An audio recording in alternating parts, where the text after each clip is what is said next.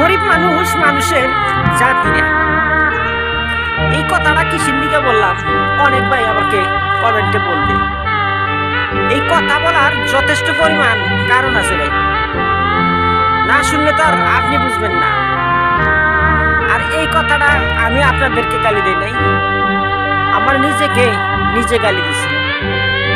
আর কিসের দিকে দিলাম এই কথাটা একটু শোনেন ভাই। আপনি যদি গরিব হন বা আমি যদি গরিব হই, আমার আত্মীয় স্বজন আমাকে চেনে না ভাই, পরিচয় দিতে পারে না, তার কারণ আমি গরিব।